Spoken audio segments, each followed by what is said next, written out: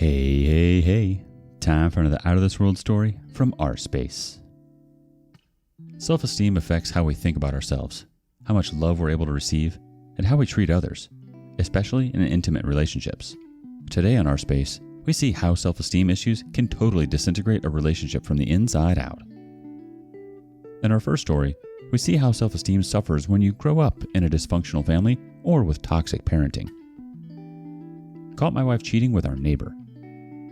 Almost 2 years ago, I, male 34, caught my wife, female 34, with our neighbor's boyfriend. I was so devastated because I thought she would never do this to me. It had took me a while, but I got over it. But it was clear my kindness was taken for weakness. It makes me feel like you can't be nice to other people these days, especially if you can't be loving to your wife. Me and my wife had been married for 7 years, and I just loved her more and more. She was the nicest person you could meet, and would give a homeless person on the street a sandwich if she could. She was genuinely a kind person, and that made me lucky to be with her. My wife was always supportive, even when COVID hit, and we got our hours cut and lost my job. Then, when it had settled down, we started working crazy hours to get caught up. If there was anything I didn't want to do, it was let her down, or disappoint her. I always called her my better half because, at the time, that's what she was. I was the one that might cause a problem in the house, and as the woman of the house, she would reel me in sometimes. She had good looks, character, and she was patient. If there was anything I would point out as bad, it was that she was raised in a toxic household.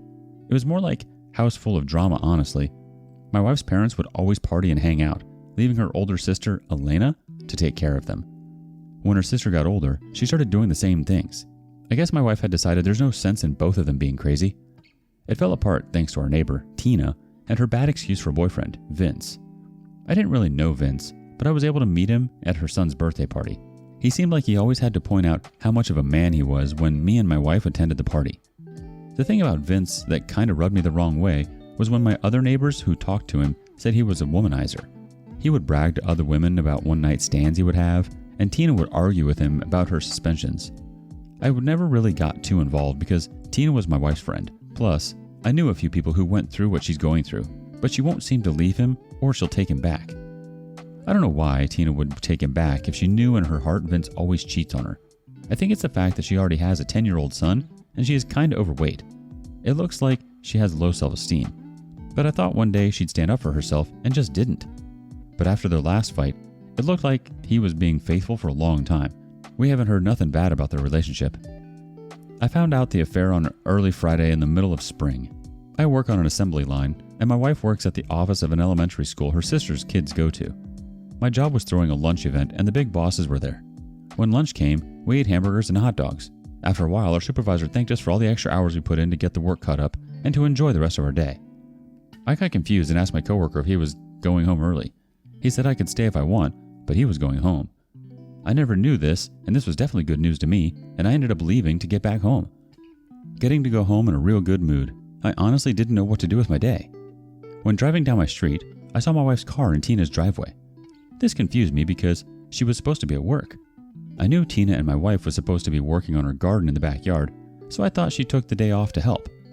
I decided since I had the rest of the day off, I would make good on my promise to help in the garden instead of only it being them and Vince. Pulling in our driveway, I took off my work clothes and decided to help. Tina lived down the street from us, so I had just walked down the street to get there. When I had arrived in the driveway, I saw my wife had some flowers in the back, which explained why she drove instead of walking. But it was weird because I didn't see Tina's car. When I went in the back, I didn't see anybody. I went in the sitting area where the garden was, and I saw Vince's shirt on the end of the chair, and my wife's phone was in the dirt where the garden was supposed to be. I assumed they must be in the house, so I had entered through the back door to try and find them. They weren't in the living room or dining room, so I went upstairs. When I went upstairs, I could hear something in Tina's bedroom. Getting halfway down the hall, that's when I could clearly hear them, and it was obvious what was going on. I ended up leaving very frustrated and angry. I walked back home in both anger and disbelief. There was barely anybody I trusted more than my wife, and I was being cheated on. In my rage, I knew our marriage was over. When she got home, I planned to end it, and it was definitely a long wait. The first thing I wanted to do was snatch her phone away for evidence of her affair with Vince, and then show the proof to Tina.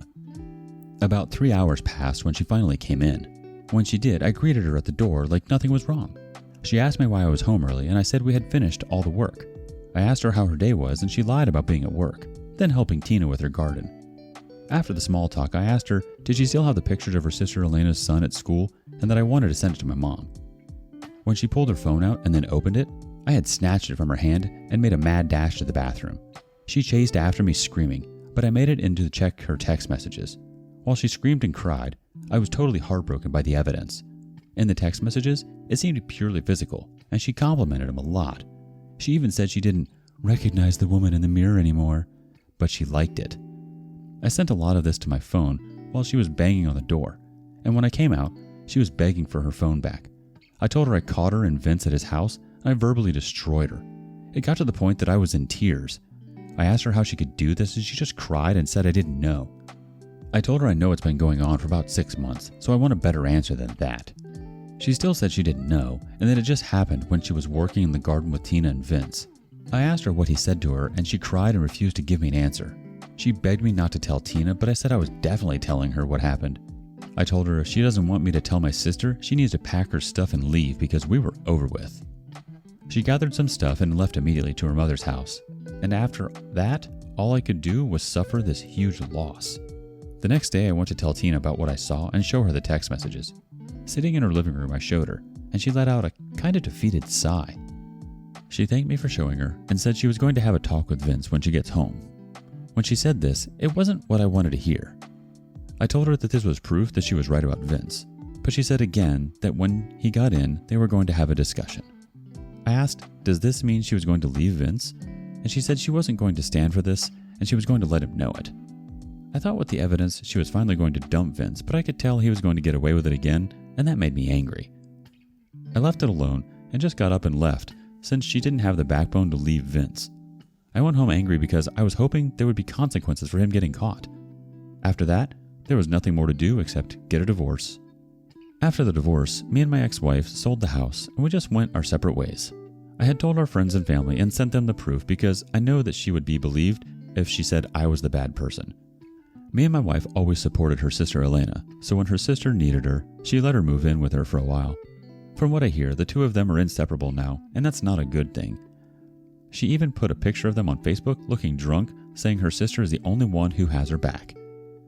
To be honest, it was my brother who got me to write about this situation because he kind of blew my mind recently talking about her. He said he was worried at first because he didn't like her older sister and that she might eventually act like her.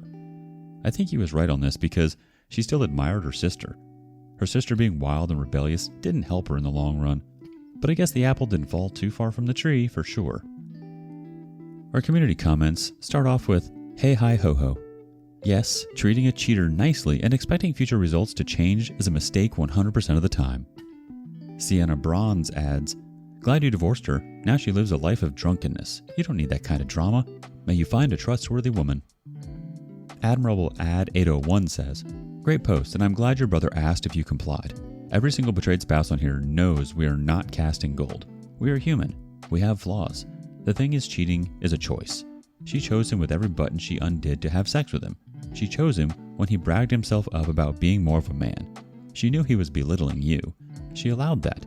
The neighbor that told you of his womanizing probably knew your wife was being banged by him. People do not want to get involved, but they probably wanted you to at least suspect. The afternoon you got off was karma's way of outing her. You do not feel it, but that was the day her abusing you was brought back into balance. Cheaters do not think it, but I see it, as do others. You deserved to know. You were awesome, bro. You conducted yourself like a gentleman with decorum and dignity when you heard them in the bedroom. That one instance shows you are better than both of them. You did not turn violent. They say when you are alone and under pressure, that which you defaults to determines your character. You were alone in there, hearing your wife betray you, but you had the dignity to excuse yourself. You're the type of guy that you want next to you when things go bad. As to your ex, she's a broken human. She had a mask on, but when she was alone and if her partner put the pressure on, she defaulted to who she really was. I'm so proud of men and women like you, people who hold themselves to high value and moral outlook. When you summarily ended this again, it shows your unwavering commitment to being a good person. You also criticize and evaluate yourself. That shows you are trying to be better. You will have your dream and it will be happy. Your ex is what she is, broken and drunk. You walked. If you want to see misery, go see your wife's ex-best friend who again tried with your wife's affair partner. she will have been regretting her life over and over. You're regretting time lost. You're regretting lies. But you never will regret your own worth. You proved in every instance you are a good person. SickRM has a quick ad. Another cheater caught up showing up home early. Anyone in a relationship should consider doing that from time to time. Also, pay close attention to your partner's friends and family. More times than not, the apple doesn't fall far. You go out with no kids, so even though things suck now, you can make a clean break. Wow, OP. I'm so sorry. It sounds like your ex-wife definitely has some demons that she never fully dealt with from her earlier years. I think sometimes this makes people more susceptible to triggers and living out their desires. She was looking for answers outside of herself. Healed people don't do that. They're satisfied with themselves. She clearly wasn't happy with herself for a long time, and unfortunately, that meant she made some choices which led to infidelity. I think you really gave her too much credit, and it seems like you didn't fully respect or love yourself enough. We can look at our partners and think they're absolutely angelic and heaven-sent, but the only reason we put them on pedestals is because we have self-esteem issues. You handled the situation so well, much better than a lot of people out there. Although this was super unfortunate, I really hope you walk away from this seeing yourself as an amazing individual with so much to offer. What do you think? Would you have stayed? Raising your self-esteem increases your happiness and improves relationship satisfaction for both you and your partner. But what happens when your partner doesn't have a high self-esteem? Like our next OP. Found out my boyfriend has been cheating on me for a year. Is it even possible or worth it to move forward? I, 25 female, recently found out that my boyfriend, 27 male, has been cheating on me for our entire year-long relationship. A few nights ago in his car, he was showing me pictures of his dog on his phone, and I stumbled across a bunch of nudes from a girl. I had never been the type to snoop, but he received a phone call from the ex the night before when we were together, so I couldn't ignore any more red flags. While in the car, I discovered more and more evidence of his talking to other girls sexually, and he continued to lie and deny. I discovered so much evidence, I took his phone home for 2 days and sifted through every app. Then he finally came clean. After 2 full days of him lying about deleted messages with his friends, messages to sex workers requesting a myriad of things, including a meetup, and paying a sex worker to sleep with him right before our relationship, he finally admitted to sexting and sending receiving nude pictures from 5 different girls throughout the course of our relationship intermittently for months. At this point, he's been swearing up and down that he'd had no physical contact with anyone else, and that he thought it wasn't a bad idea because it wasn't in person. However, I'm finding that hard to believe considering the lengths he's gone to lie to me, the amount of time it took to pull any truthful information out of him, and his obvious lack of integrity. He admitted to me that this has been going on for the entire relationship, and said he had justified it in his head because I still have 2 platonic friendships with exes, which made him feel insecure, both of which I have had no romantic involvement with in over 3 years. Have shown him our messages and introduced him to, also per his request, I never spend time with them one-on-one, and even recently stopped contact one of them simply because he said dealing with more than one was too much. I was committed to him, and if it really was for the betterment of our relationship, I was willing to make that change for him. Notably, he has always been super insecure, jealous about any contact with most men because of the amount of male attention I get, which I have never entertained. But since I respected him and wanted to make him comfortable, I have gone to great, and to be honest, unnecessary lengths, tailoring my behavior to fit his comfort. Another discovery I made while searching his phone was his unbelievably large collection of adult videos. I have known about his addiction to pornography for a while, but I didn't know the extent until I saw thousands of saved content in his phone and his consistent communication with sex workers. I have never judged him for this issue. I have nothing against porn or sex workers itself, but I had no idea he was involved to this extent. I have no doubt that he has a serious problem and needs to see a therapist for this. Outside of this discovery and his jealousy, our relationship has been almost perfect, and he's cared for me in ways I didn't even know were possible. He has treated me like a queen so much that my friends always comment on how obsessed he is with me and how incredibly storybook his adoration for me is. We'd begun to plan our lives together, and he's been fronting the bill for most things since he encouraged me to quit my job that was destroying my mental health and regroup. I couldn't believe he'd do this to me in a million years. I truly loved him and saw myself building a long-lasting future with him. I've been in several long-term relationships, and this undoubtedly was the one I was willing to go to the end with. In his teary remorse, he says he wants to be the man he knows he can be. He loves me more than anything, is deeply ashamed, and is taking the steps to go to counseling and control his impulses. But is this really the whole truth?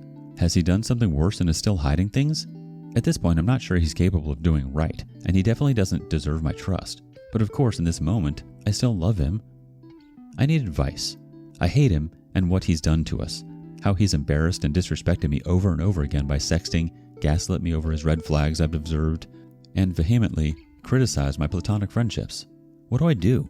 This whole situation makes me sick and heartbroken knowing he has lied to my face, exposed himself to other people, solicited nudes, and sexted them. This isn't the first relationship where I've been cheated on, but this is the first time I've felt like I can't let this relationship go. Let's see what the community thinks.